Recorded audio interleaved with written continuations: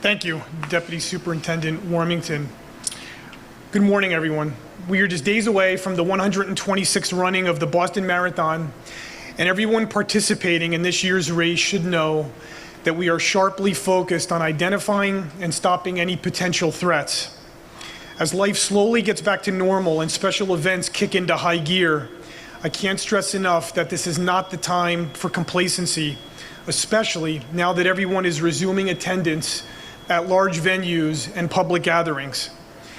As you've heard this morning already, at this point in time, neither the FBI or any other United States government agency is aware of any specific or credible threats targeting this year's race, but we all know that can change in a heartbeat, which is why the expertise of all the agencies represented here today is so critical. As of now, the greatest threat that we face are lone actors who radicalize online and attack soft targets with easily accessible weapons, often with little to no warning. We are also concerned about homegrown violent extremists who are inspired by foreign terrorist organizations like ISIS and Al-Qaeda.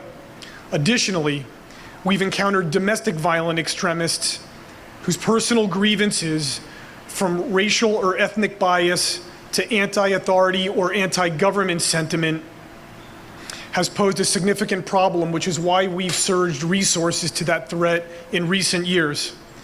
And we are seeing an overlap between domestic terrorism and hate crimes, where people are committing hate crimes to promote extremist beliefs. The bottom line is the threats we are facing from domestic and international actors are elevated at this point in time. Like past years, special agents and officers assigned to the FBI Boston Division's Joint Terrorism Task Force will be integrated throughout all aspects of the marathon route. Our highly trained specialty teams, including our special agent bomb technicians, evidence response, hazardous material response, and SWAT teams, just to name a few, will be standing by to respond to any possible occurrence that may require action on our part. They will be embedded within command posts and supporting our Joint Intelligence Center, which will be stood up at our headquarters in Chelsea to share intelligence, run database checks, and monitor and investigate any real-time threat information we receive. We've all heard the phrase, and you've heard it this morning already very appropriately, if you see something, say something. But I would just like to tweak that slightly to say, if you see something about someone, say something. It could be a neighbor, a coworker, or a classmate, someone you see in person or that you don't know but you see virtually on social media. Tips from the community are essential, because if we look at acts of mass violence, there's almost always somebody who saw the person change, a parent, a classmate, or a friend. When people speak up, history has shown that we can prevent tragedies from occurring. All of us are maintaining a high state of readiness in what is one of the most volatile threat landscapes in recent memory. I know this week's tragic events in New York City have some on edge, but as you've heard already, there is a robust security plan in place, and we encourage you and your families to have a great time as our city takes center stage again for the running of the Boston Marathon. Thank you. And now I'm going to turn it over to my colleague, Chief Kenny Green from the MBTA Transit Police. Chief. Thank you, sir. Good morning. As we all should know, at this time, the CDC has extended its mask wearing policy or mandate on public transportation through May 3rd. I believe that came out yesterday. With that being said, I want to remind everyone, especially our riding public, including those who are fully vaccinated, you are required to wear face coverings while on MBTA vehicles and at all indoor stations, facilities, bus stops, platforms for the commuter rail, subway, and trolley systems. The wearing of a mask is for your safety, for your fellow riders' safety, and for the employees of the MBTA's safety. Regarding transportation service on Marathon Monday, Copley Station will be closed all day. And from 10 a.m. to 6 p.m., the above-ground Green Line stops, South Street, Kent Street, and St. Mary Street will be closed in between, like I said, between 10 a.m. and 6 p.m. If more information is needed regarding service on the MBTA, please access our website at mbta.com, where you will receive the most up-to-date information. The Transit Police are well prepared for this year's event, as we are for every event that we perform. We'll have additional transit police officers throughout the system, both uniform and in plain clothes, to ensure the safety and well-being of our riding public. Currently, as has already been stated, there is no intelligence, credible or otherwise, to suggest that the MBTA or the marathon itself is a target.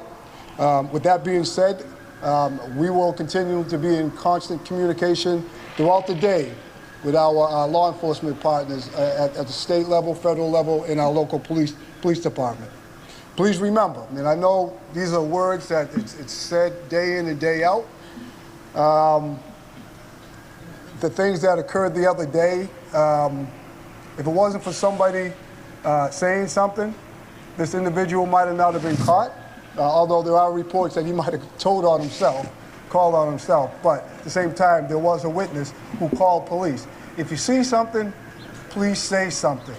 Anything suspicious, please call Transit Police at 617-222-1212 right away, and we'll send officers down there to investigate. Thank you.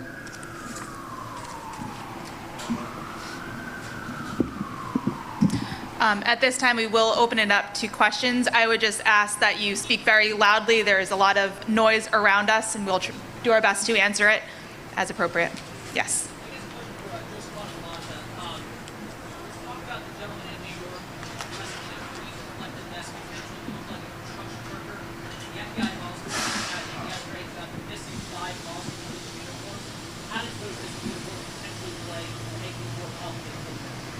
Sure. Well, first, so that situation is being led by the Weymouth Police Department. Obviously, we're aware of it.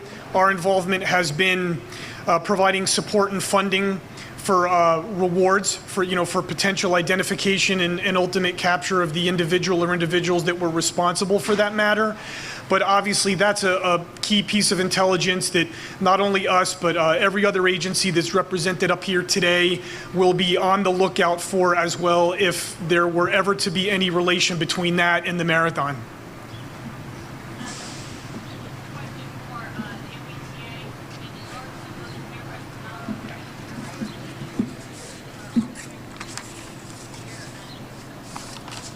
I'm sorry, you're gonna have to speak up, ma'am.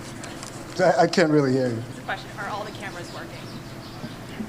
Yeah, as far as cameras go, we inspect our cameras all the time. If there's an issue discovered, we will address those cameras expeditiously. But as of right now, all cameras, as my knowledge, are working.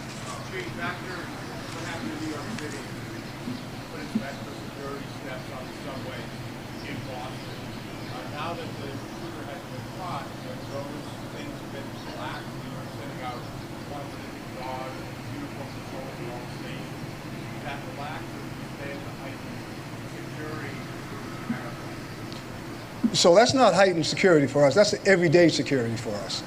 We always have our EDU unit out there at various locations, our K-9s, and we have our uniform officers out there, as well as our plain clothes. The only difference is from the other day to what's going to the marathon and any large event is that we increase. It's all hands on deck for these major events, but every day, every regular day, we're prepared. We're out there. We're vigilant. We're alert, and we're visible. So we don't have the luxury to relax because an individual got caught on a subway somewhere else. We're on guard every single day. Yes.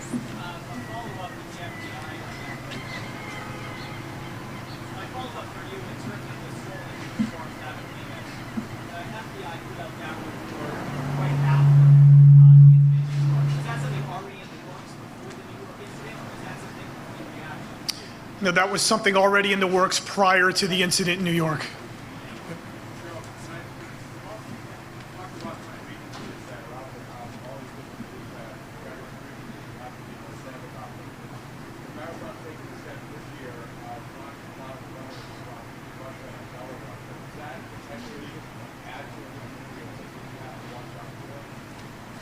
That's a good question. You know, the way we look at it is, you know, we're the way that we have to look at all of these, what we would call grievance collectors, is there's so many of them out there and they run along such a large spectrum, is that it would be a mistake to simply just focus on one item or another. We have to look across the board and monitor any threat intelligence that may come in and conduct ourselves appropriately.